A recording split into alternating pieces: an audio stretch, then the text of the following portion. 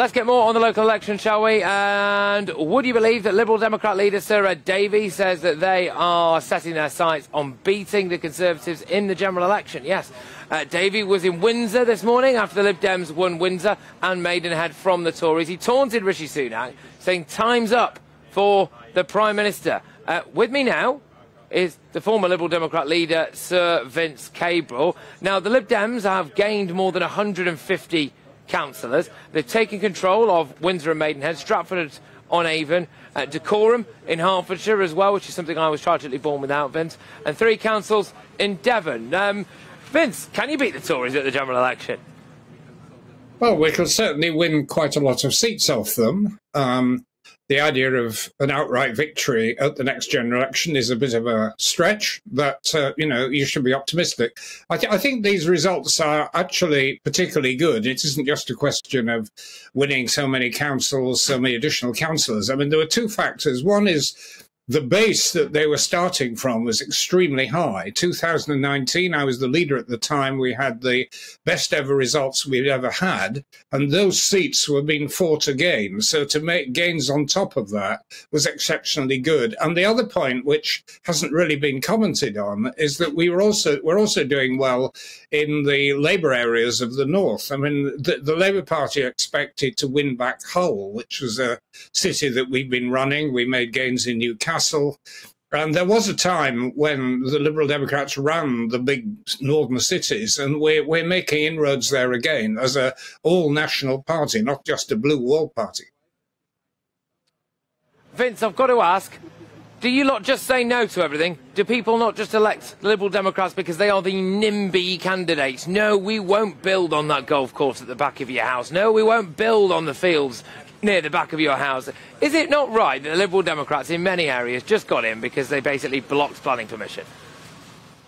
Well, absolutely not. I mean, I've been active in politics in Parliament for 20 years, and I and my colleagues, you know, were willing to take tough decisions. You may remember I was a senior minister in the coalition. We had to take a lot of tough decisions, and that's reflected in local government.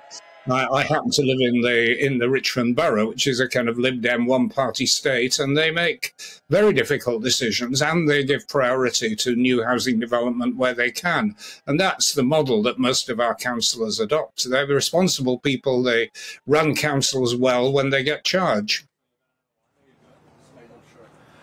Vince, the Lib Dems were in coalition when austerity really started. Okay, so have they come back from that now, and do you think that it is a little bit misleading to be criticising the Conservatives for some of their austerity and some of their financial expenditure or lack of for public services? When the Lib Dems last had the chance at being really around that cabinet table, you weren't massively vocal about it.